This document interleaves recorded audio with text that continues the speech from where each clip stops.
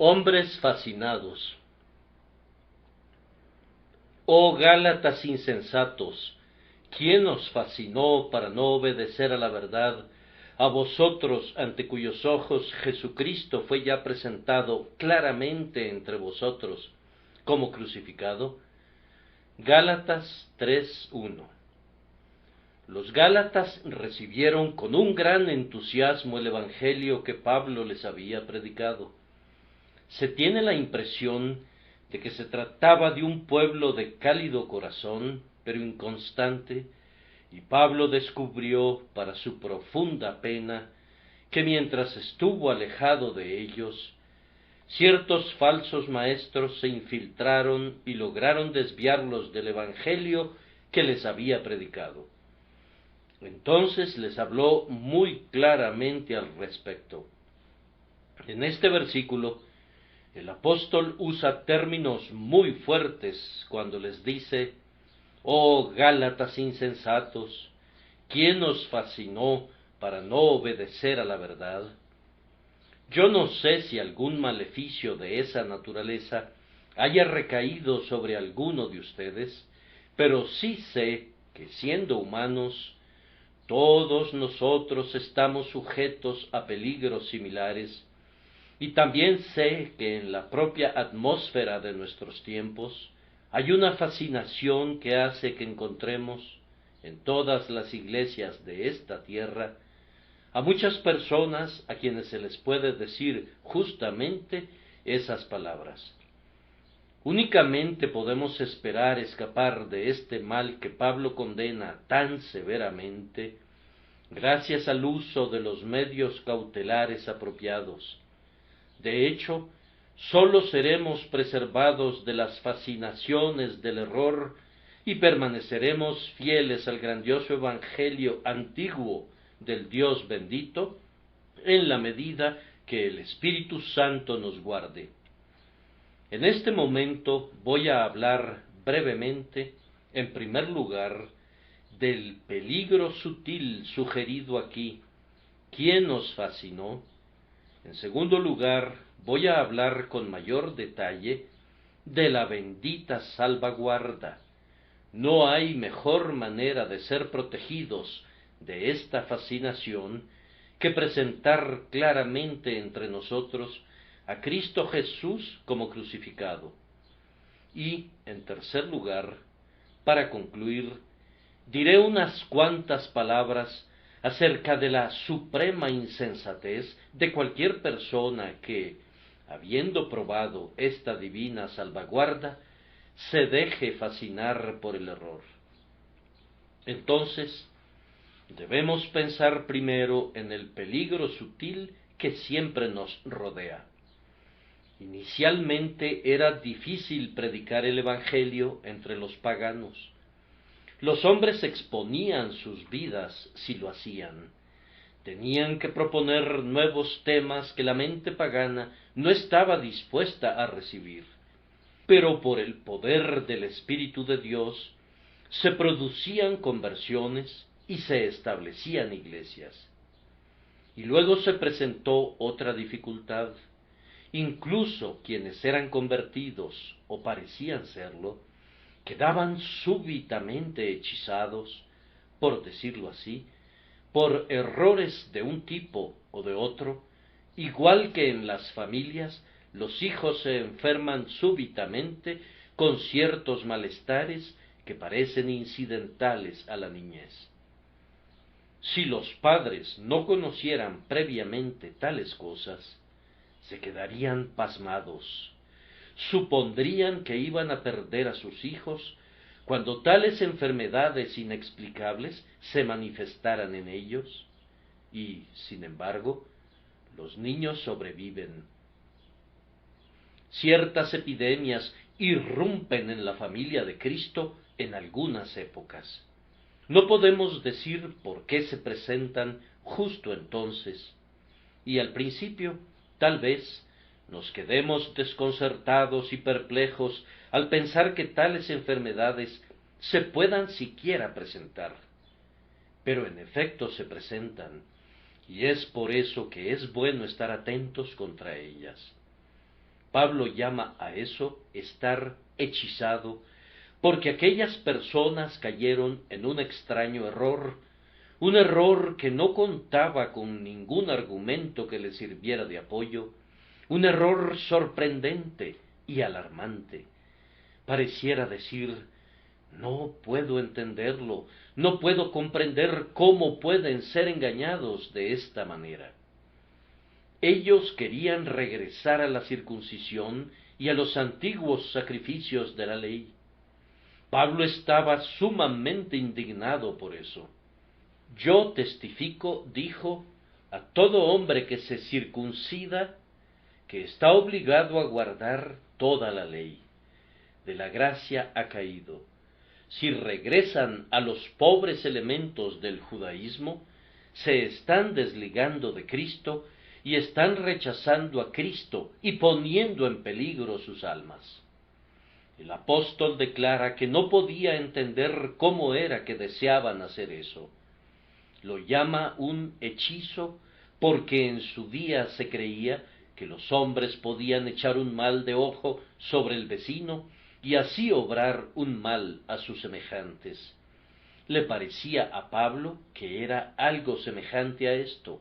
Era como si el diablo mismo estuviera involucrado en ello y viniera y apartara a los hombres de Cristo Jesús para que regresaran a confiar en la ley y en sus obsoletas ceremonias. No pasó mucho tiempo antes de que Pablo descubriera otro tipo de error en la Iglesia. Ciertos individuos educados se mezclaron entre los creyentes más humildes. Se consideraban altamente inteligentes. Eran personas que conocían algo de Sócrates y de Platón y decían, estas doctrinas son demasiado sencillas. La gente pobre las entiende y asiste a la iglesia, pero sin duda han de tener un significado más profundo que está destinado únicamente a los iniciados. Entonces comenzaron a espiritualizarlo todo y en el proceso suprimían el propio evangelio. Pablo no podía tolerarlo. Declaró que si él mismo o un ángel del cielo les anunciaban otro evangelio diferente del que él les había anunciado, sería un hecho maldito, ya sea que se tratara del judaísmo o del gnosticismo. Los castigaba fuertemente y decía a quienes caían en eso, ¿quién os fascinó?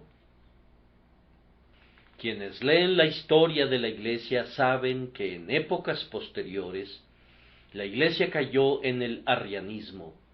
Había grandes disputas respecto a la deidad de Cristo y el ambiente estuvo saturado por mucho tiempo de esa plaga mortal. Cuando esa batalla hubo terminado y hombres como Atanasio habían resuelto la cuestión de la divinidad de nuestro Redentor, entonces surgieron todas las supersticiones de Roma que conformaron esa espantosa medianoche llena de tenebrosos nubarrones que cubrieron a la Iglesia durante siglos.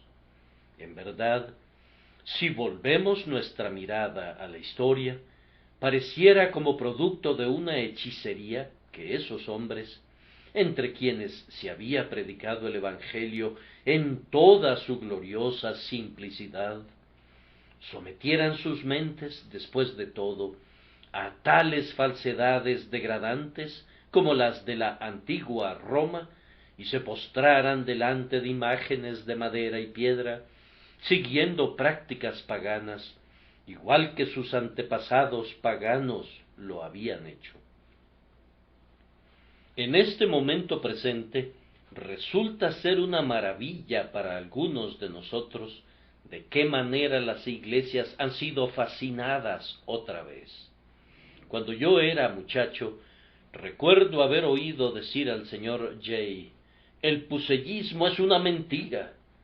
Recuerdo esas palabras que brotaban tal cual de sus reverendos labios, y todo el mundo, o casi todo el mundo, coincidía con él. Era un evento sorprendente que se estableciera una iglesia semejante a la católica o ritualista. Todo el mundo quedaba estupefacto por ello. Y si decías, esta es la iglesia de Inglaterra y esto es conforme a su libro de oración, todo el mundo decía que exagerabas y que no era así. Se apiadaban de nuestros temores y decían que cuando mucho una docena de personas se encaminaba hacia Roma y que eso era todo. Miren ahora, señores, esas cosas se hacen abiertamente. Nuestras parroquias son comúnmente convertidas en casas para celebrar misas. La iglesia de Inglaterra casi no se distingue de la iglesia de Roma y, sin embargo, nadie se queda estupefacto. Y si hiciéramos algún comentario al respecto, seríamos acusados de intolerantes. ¿Quién ha fascinado a esta tierra protestante? Apenas se acaban de barrer en Smithfield las cenizas de sus mártires, y ya han levantado de nuevo el crucifijo. ¿Qué diría Oliver Cromwell si él y sus costillas de hierro pudieran regresar de nuevo para ver en qué se ha convertido esta tierra? Yo sé que diría algunas cosas duras, y como yo no puedo decir palabras severas como las que él diría, expreso este punto con palabras tomadas prestadas de Pablo, que se adaptan bien al caso. Oh ingleses insensatos, ¿quién os fascinó para descarriarse de esta manera? Y eso no es todo. Pueden ver otro aspecto de este embrujo en nuestras iglesias disidentes. En una época que no hemos olvidado todavía, el unitarianismo y el socinianismo se introdujeron subrepticiamente en las congregaciones de los disconformes, y los púlpitos perdieron su testimonio por Cristo. Las casas de adoración fueron abandonadas, y la verdadera religión parecía extinguirse en la tierra. Luego vinieron Whitefield y Wesley, y toda su tropa de metodistas, y la bendita llama que estaba casi apagada ardió de nuevo, y los que somos de esta generación nos hemos dicho unos a otros, ese experimento no se verá repetido nunca, las iglesias disconformes no irán nunca otra vez en esa dirección, no son tan ingenuas. ¿Ven el efecto nocivo de esta enseñanza moderna? Y ahora quieren adherirse al grandioso evangelio antiguo. Eso soñé, pero ya no sueño más en ese sentido, pues donde quiera que miro, compruebo que el evangelio de Cristo está diluido, que la leche de la palabra está adulterada, y que el grandioso evangelio que Lutero y Calvino habrían predicado estruendosamente, raramente es escuchado ahora. Oh disconformes insensatos, ¿quién os fascinó para no obedecer a la verdad y para ir en pos de esta novedad y de aquella otra, de este refinamiento y de aquel otro, y para abandonar a su Dios y Salvador? En cuanto a nosotros, aunque fuéramos los únicos, lejos esté de nosotros gloriarnos, sino en la cruz de nuestro Señor Jesucristo. Ese es el peligro. Nuestro segundo encabezado es que es la única salvaguarda. El apóstol dice que Cristo había sido presentado claramente ante los ojos de los Gálatas como crucificado. Bien entonces, si quieren ser conservados firmes y sanos en la fe, lo primero es que el tema apropiado ha de ser fijado en el centro de sus corazones, Jesucristo crucificado. Pablo dice que él predicaba eso, él presentaba a Cristo. Podía dejar sin aclarar cualquier otra cosa, pero el apóstol predicaba sobre la persona y la obra de Jesucristo. Hermanos, establezcan esto en su alma. que su única esperanza y el tema principal de su meditación ha de ser siempre Jesucristo. No importa que no conozca otras cosas, pero, oh Señor mío, ayúdame a conocer esto. No importa si no creo en otras cosas, pero capacítame a creerte a ti y a confiar en ti y a recibir cada una de tus palabras como la propia verdad de Dios. Amados, desechen toda religión que contenga poco de Cristo. Cristo debe ser el alfa y el omega, lo primero y lo último. La religión que se compone de nuestras obras, de nuestros sentimientos y de nuestra voluntad es una falsedad. Nuestra religión debe tener a Cristo como el cimiento, a Cristo como la piedra angular, a Cristo como el coronamiento, y si no estamos apoyados, afianzados, cimentados y establecidos sobre él, nuestra religión es vana. Pablo se sorprende de que alguien para quien Cristo fue lo más importante, hubiere sido fascinado jamás. Y yo creo que si Cristo fuera realmente algo así para sus almas, no serían desviados por el error. Cristo crucificado los sustentará con firmeza. Pero Pablo no sólo dice que les había predicado a Cristo, sino que lo había presentado, de lo cual entiendo que se había esforzado para aclararles todo lo relativo a Cristo. Había predicado su persona como hombre y Dios. Había predicado su obra como el sacrificio expiatorio. Había predicado que Cristo resucitó y que intercede delante del trono de Dios.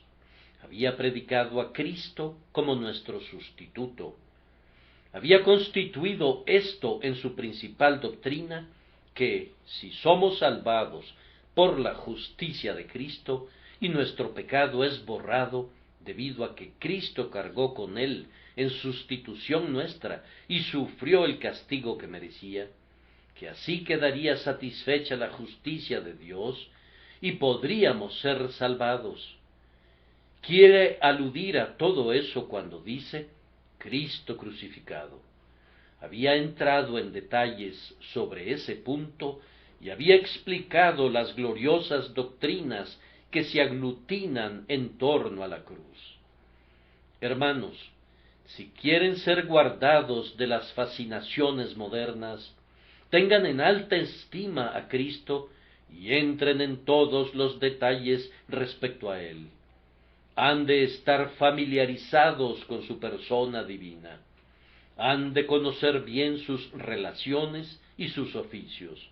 Sepan lo que es en el pacto de gracia y lo que es para el Padre y lo que es para ustedes. Oh, procuren conocerlo. Él sobrepasa todo conocimiento, pero sean estudiosos de Cristo.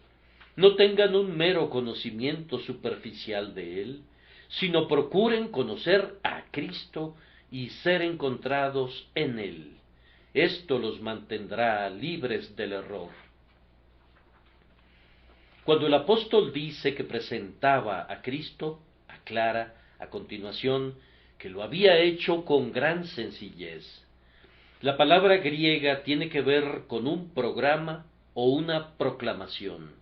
Es equivalente a decir, les he explicado a Cristo tan sencillamente como si hubiese impreso un cartel y lo hubiera colocado ante sus ojos.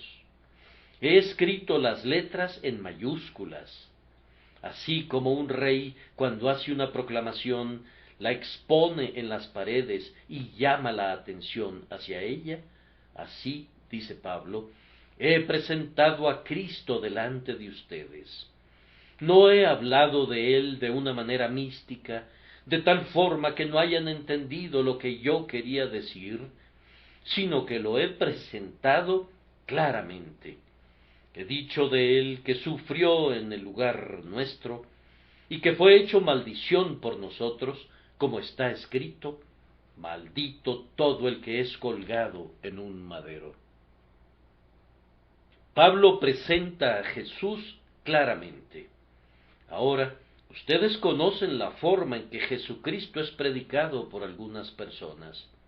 El anciano Dr. Duncan lo describió muy bien cuando dijo: ellos predican que la muerte de Cristo, de alguna manera o de otra, tenía algún tipo de conexión, de alguna manera o de otra, con la salvación de los hombres.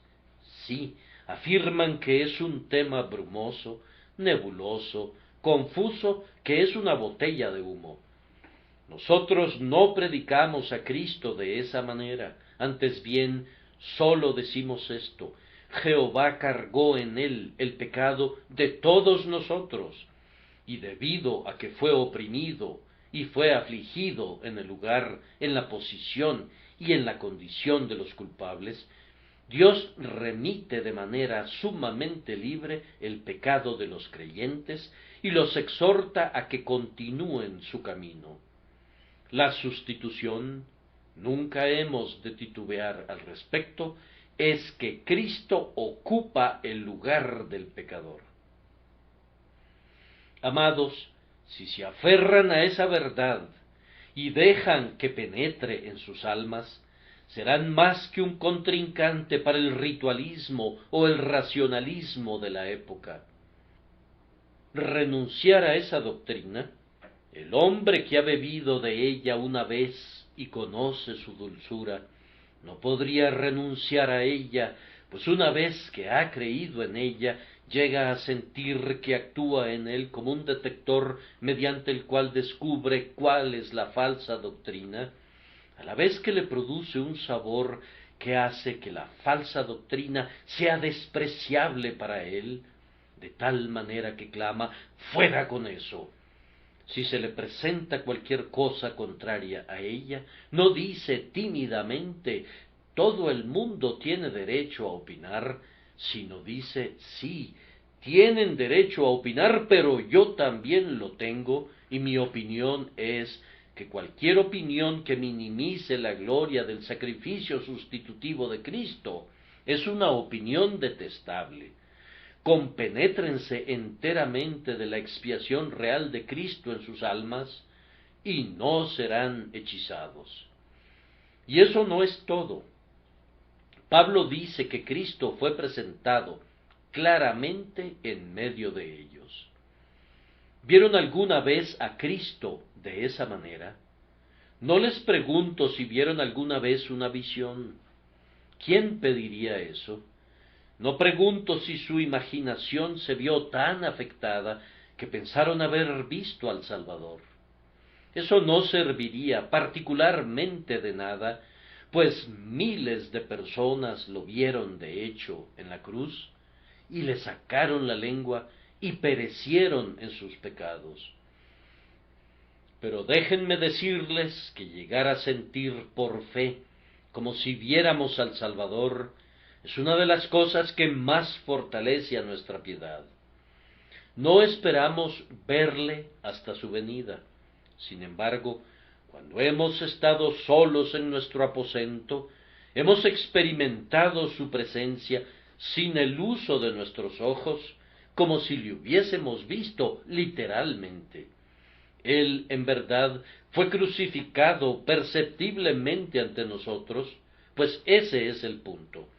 El apóstol dice que había presentado a Cristo con tal viveza, lo había descrito con palabras tan integralmente, había hablado tan claramente y tan simplemente, que ellos parecían decir: lo vemos, Cristo en lugar nuestro, Cristo desangrándose por nuestro pecado.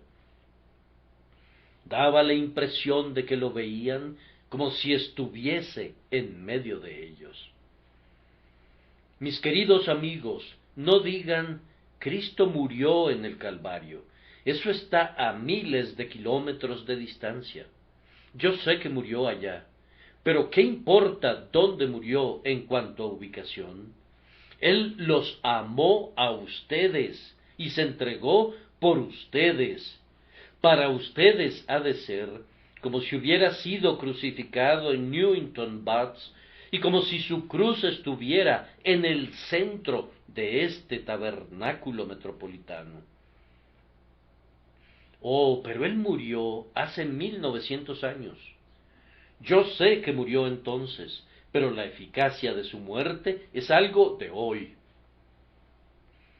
Al pecado murió una vez por todas, y por esa única vez se derrama el esplendor de su eficacia a lo largo de todas las edades, y lo que ustedes tienen que hacer es sentir como si le vieran muriendo ahora, como si le vieran sobre el madero ahora, como si ustedes estuvieran colocados al pie de la cruz y estuvieran mirando a lo alto, y le vieran a él mirarlos a ustedes desde la cruz y decir: hice todo esto por ti.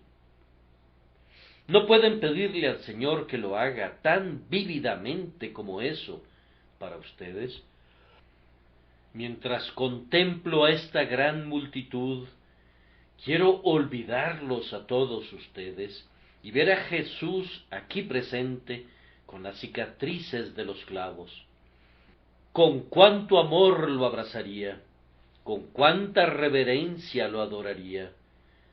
Pero, Señor mío, estoy tan seguro del hecho de que tú moriste por mí y de que mis pecados fueron puestos sobre ti, que incluso ahora te veo saldando todas mis deudas y llevando toda mi maldición.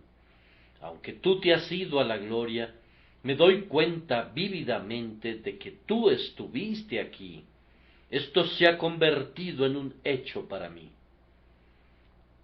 Siempre que te veas en un grupo en el que están hablando acerca de las doctrinas de la gracia y se están burlando de ellas, y siempre que te veas involucrado en otra clase de grupo donde digan: fuera con tu simple adoración a Dios, hay que tener sacerdotes e incienso y altares y todo, no discutas con ellos.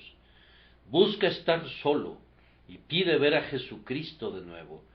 Trata de ver si se rodea de los atavíos y de los ornamentos papales.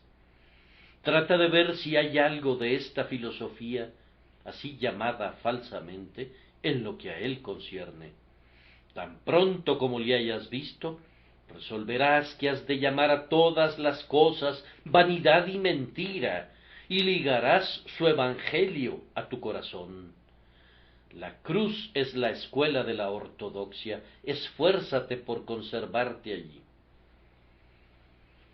Cuando he estado solo en el continente, he experimentado la presencia de mi Señor en mis momentos apacibles, y entonces hubiera deseado poder pedir prestadas las alas de una paloma para ponerme de pie y estar allá en ese instante y hablarles. He estado muy enfermo y lleno de dolores, y deprimido en espíritu, y me he juzgado ser el más indigno de los hombres, y he juzgado atinadamente. Todavía sostengo ese juicio. Me he sentido digno de ser sacudido tan solo como polvo de los pies de mi Señor, y de ser arrojado para siempre en el pozo del abismo. Entonces era cuando mi sustituto era mi esperanza, y en mi solitaria habitación en Mentón me aferraba a sus vestiduras, contemplaba sus heridas, me confiaba otra vez a él, y sé que soy un hombre salvo.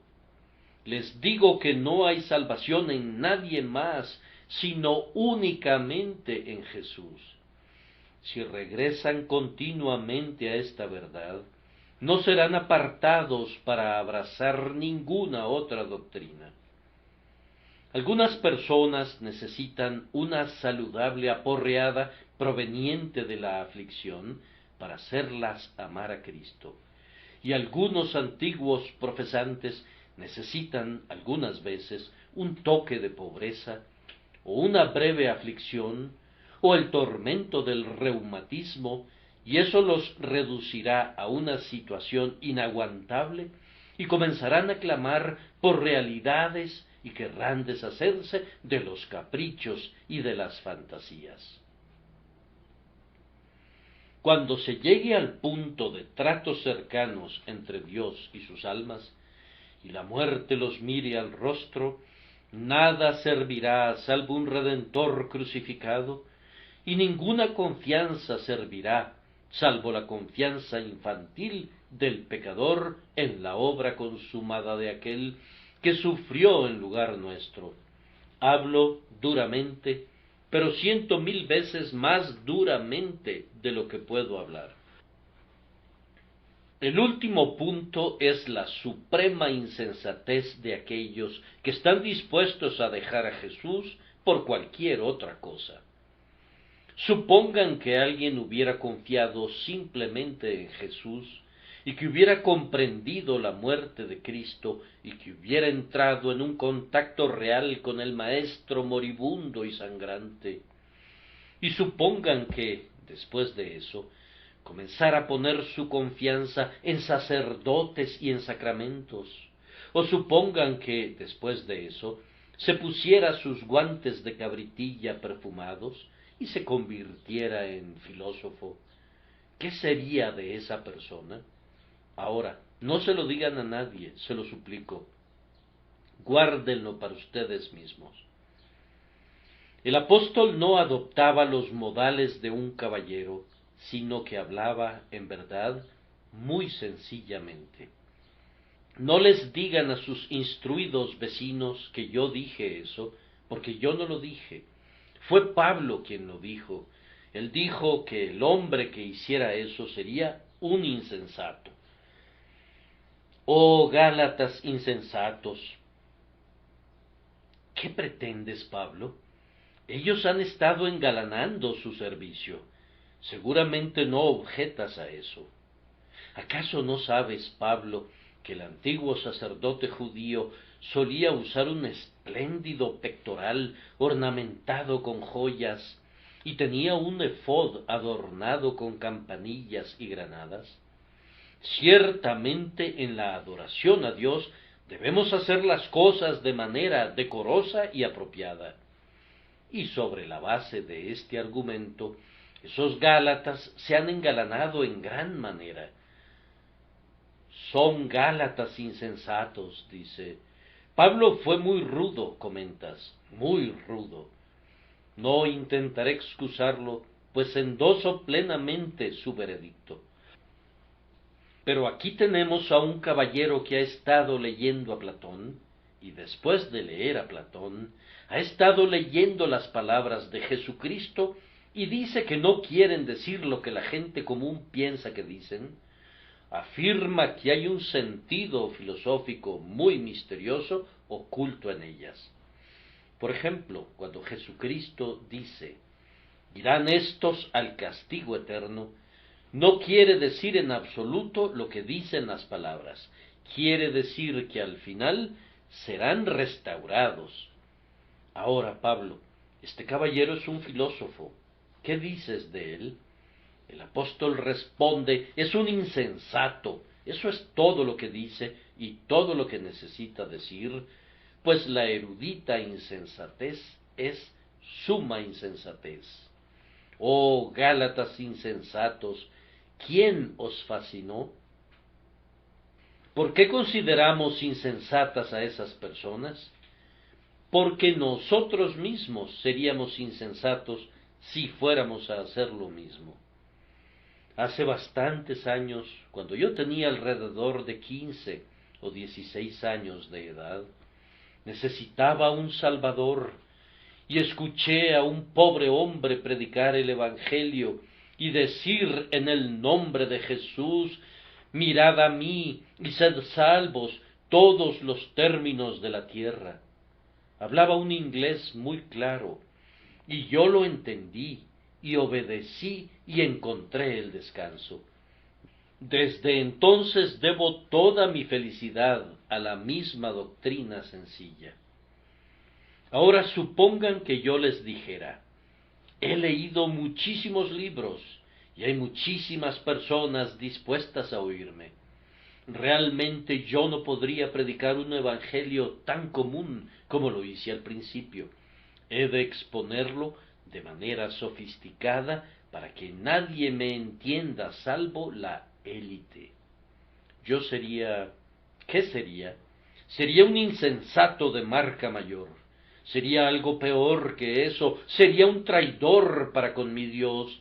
Pues si fui salvado por un evangelio sencillo, entonces estoy obligado a predicar ese mismo evangelio sencillo hasta que muera, para que otros sean salvados por él.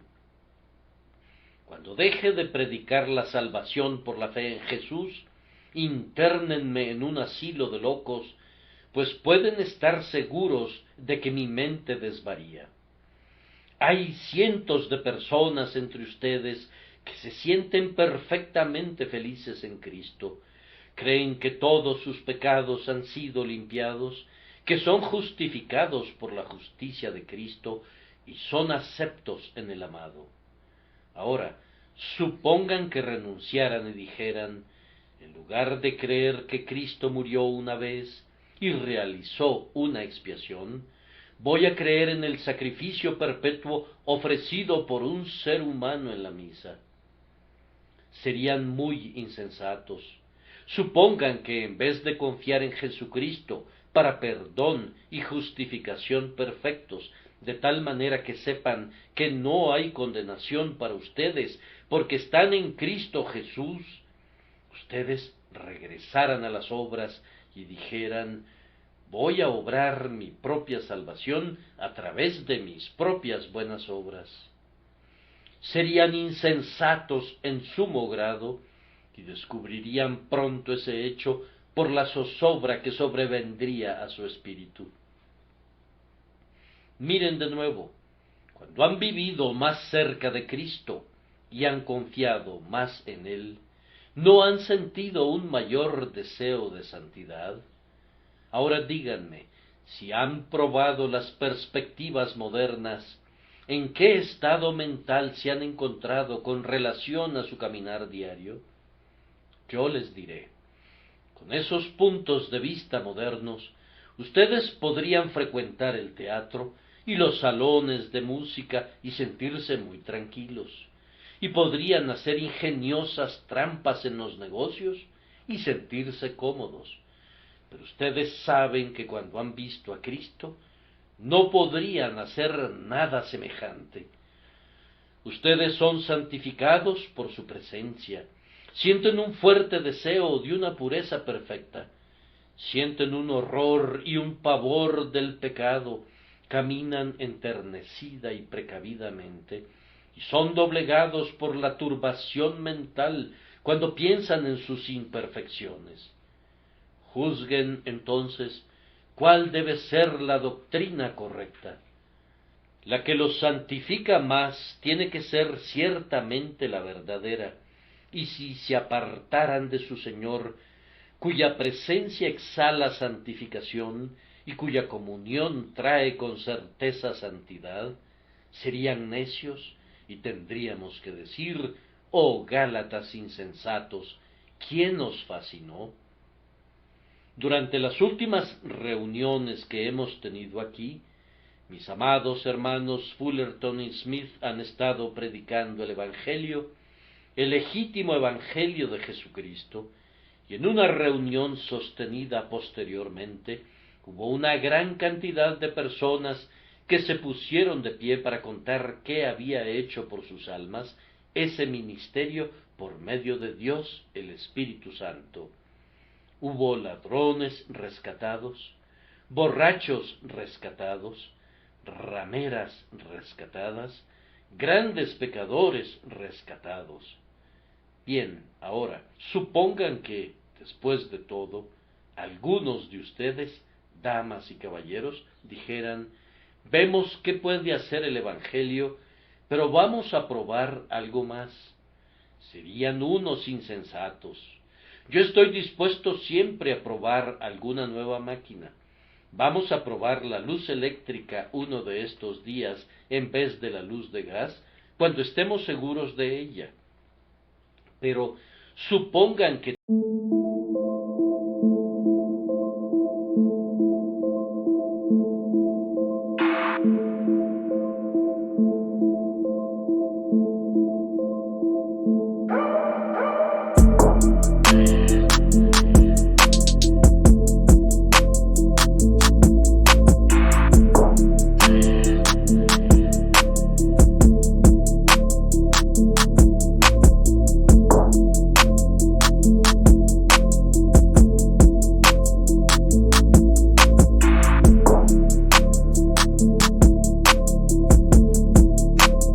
Conduzca más cerca de Dios, entonces será el tiempo de que pensemos en algo novedoso.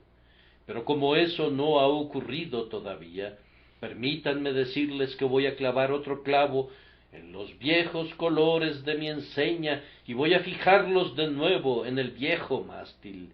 Lo que he predicado entre ustedes todos estos 26 años, voy a seguir predicándolo, y hemos de esperar que ni el predicador ni ninguno de sus oyentes se vuelvan unos insensatos por haber quedado fascinados al extremo de abandonar el glorioso Evangelio de Jesucristo.